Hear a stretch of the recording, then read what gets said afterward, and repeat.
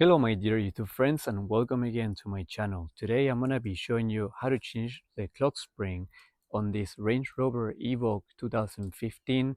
This process will be pretty much the same for most vehicles.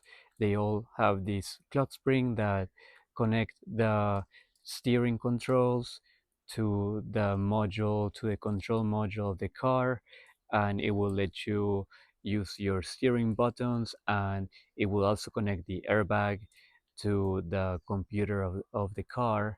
And sometimes these clock springs, they go bad because the amount of spinning that it does over the year. Sometimes the cable inside this, they will break, um, because they're pretty fragile. So some clock springs will be better than others, but if your horn is not working, or you have an issue with the steering wheel buttons or even the airbag light, most of the time you'll have an issue with this clock spring right here. So I'm gonna show you guys how to replace this on my Range Rover. um, Even though I have this car, it will be the same process for most vehicles.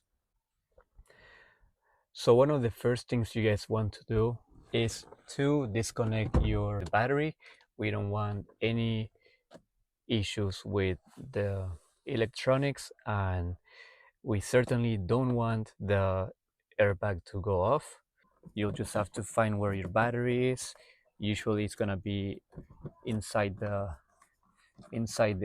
front hood, but sometimes depending on the car, it will be on the inside the trunk. And then this one will be a number 10, so we just gotta find, disconnect your terminal. You can also grab a socket. Okay, also I'm gonna disconnect this one. We just want to be safe, guys. So okay, we're gonna put it out of the way, and this one we're gonna put it there,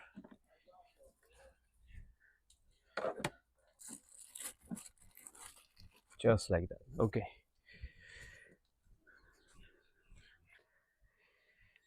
so first thing we gotta do is to remove the front cover of the airbag. So most cars are gonna be different, but of meaning where the bolts are and the screws, but it's gonna be the same process. So for my car, I have a little, there's gonna be a small hole here. I don't know if you guys can see. I'm gonna show you here. Mine's gonna be right there, where I'm gonna be putting a, you can put a screwdriver, um, or anything that will push the, there's gonna be a wire there that I'm gonna have to push.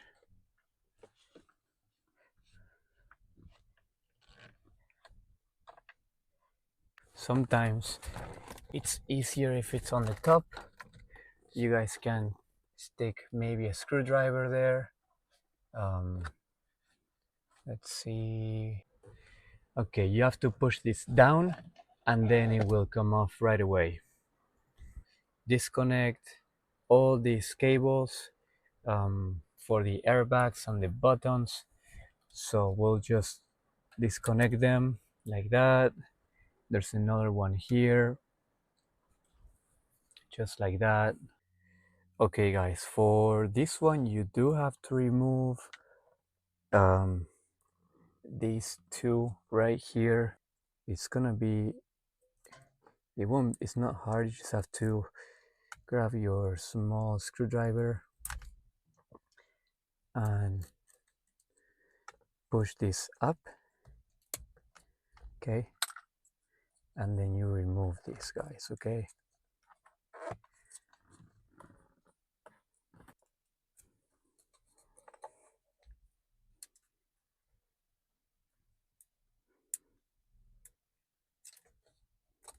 okay guys, so we have one that we removed, and then we gotta remove the next one.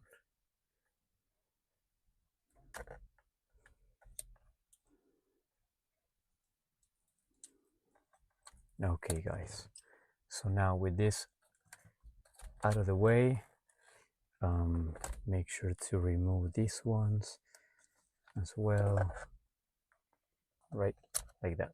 Okay, you just have to stick this in and just pry it open. It's not that bad. Okay, we're gonna put this like this, facing up. Okay, we're just gonna mark,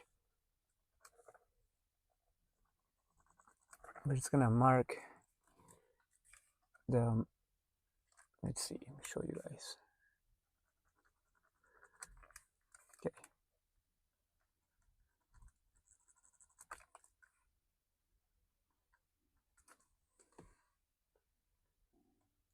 and this one has to match with this top one.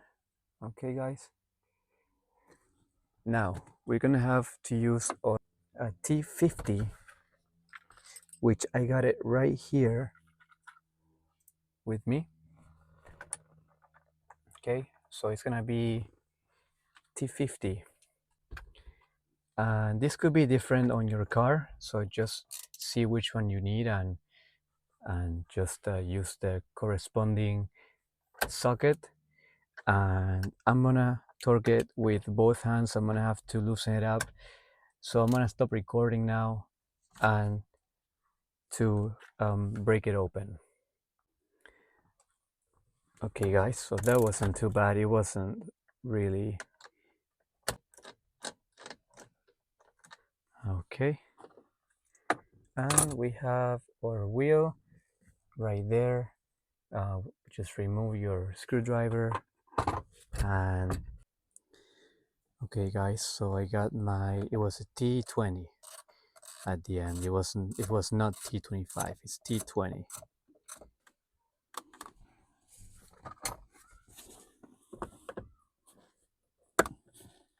Okay, you're gonna put this screwdriver in that hole. You guys, make sure you remove this one too.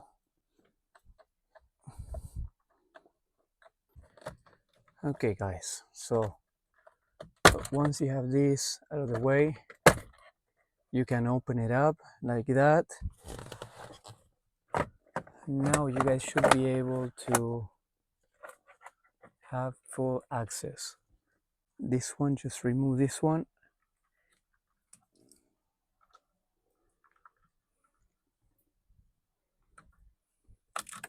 Just like that.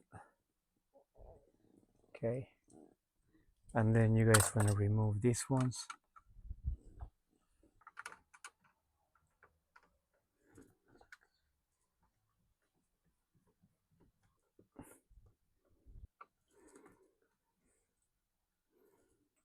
Okay guys, so okay, one thing that you guys want to make sure, let's see. Okay my friends, we actually want our wheel to be straight, so make sure you put it straight again.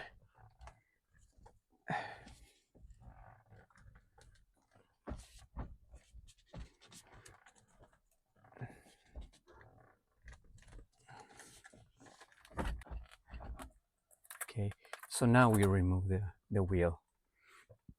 Okay guys, and then we can inspect it. I always like to inspect the parts and see if we see anything that's wrong. We have to put this, this is the steering sensor, which tells you the position of the steering wheel to the computer. We have to put this one on this one. Also guys, we also want to check for corrosion. We want to see the circuit board here and just inspect it and see if we see any corrosion, because it's easy for water to get here. As you guys can see, This is very rusty already, so I'm just gonna wipe it off. But it's important that you guys check all the contacts, okay? Okay, my friends, so next step would be to remove these three screws, okay? And this one's it's gonna have to be facing up as well. So this one has to be the same, in the same position as your old one. So if you put it like that, they both have where the connectors go facing up. So now you're gonna install this sensor into the car. It has to go on this. Make sure that you put it inside those tabs, just like that.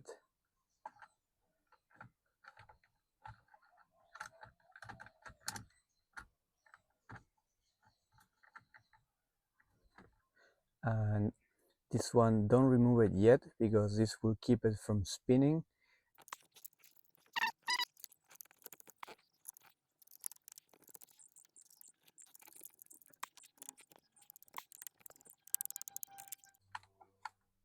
Okay, my friends, it's not that hard. Okay, now this one, make sure you put this back here, make sure that clicks, okay, and make sure it doesn't come out, okay. This one, make sure that it's fully sit in place and that it clicks. Close this, okay guys.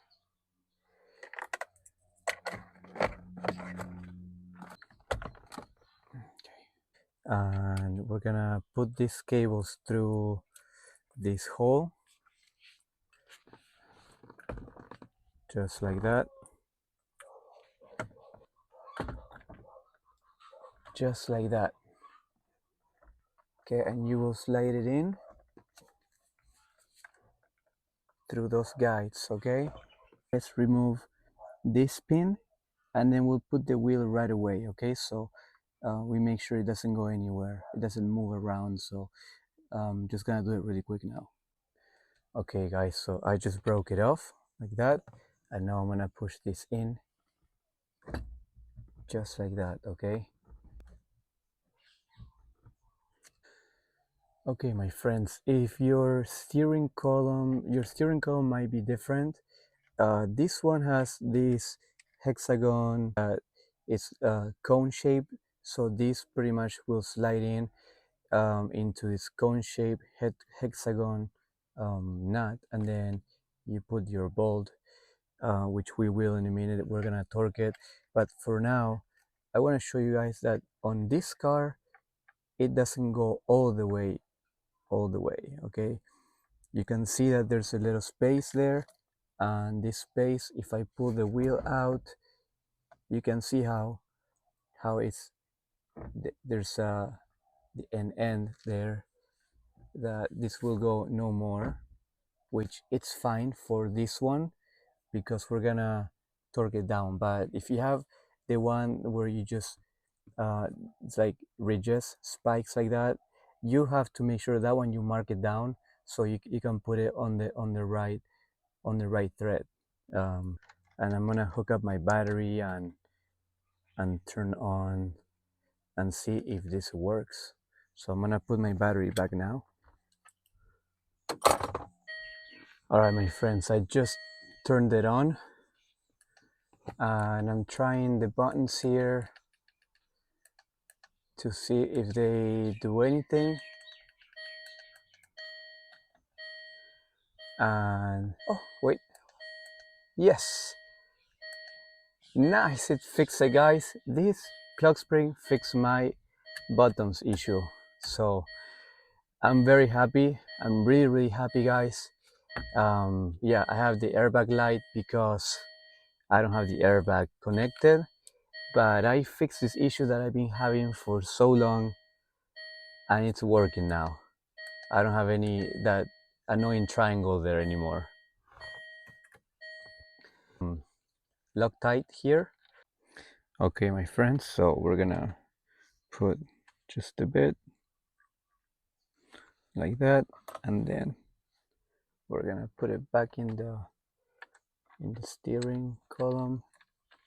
Okay guys, so the torque spec for this is gonna be about 35 foot-pound, which is it translates to um, at 40. Oh, sorry, it translates to about 47, 48 Newton meters.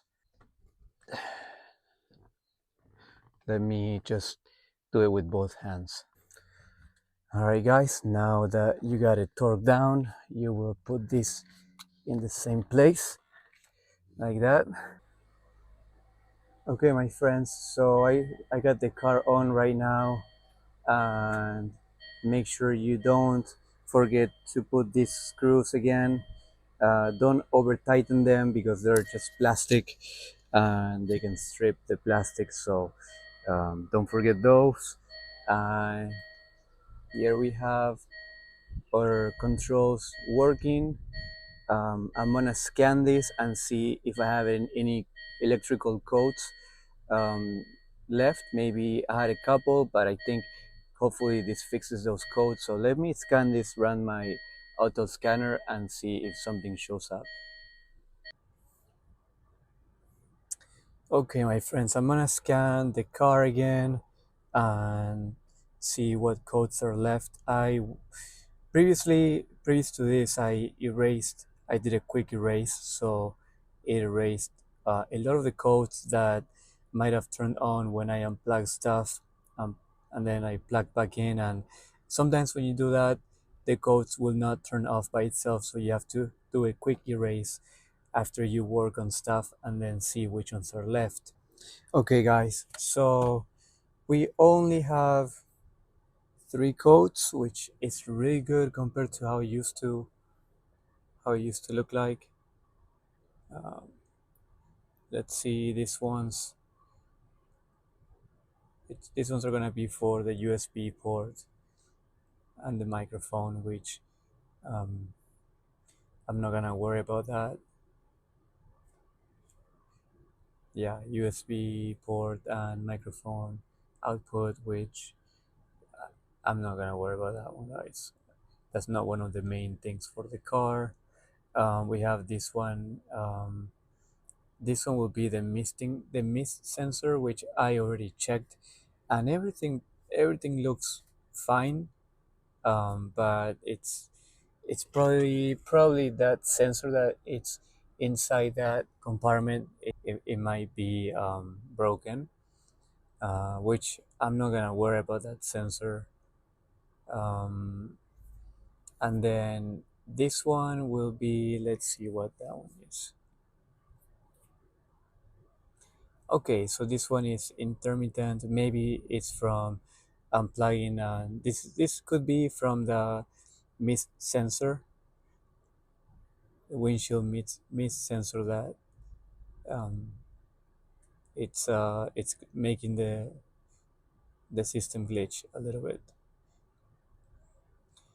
Okay, so it might come back because it was intermittent. So let's just not worry about that one too much. And yeah, we only have one code left, which is really good compared to what it used to be like. I had all kinds of codes. So if this helped you guys, please don't forget to hit the like button, subscribe to my channel.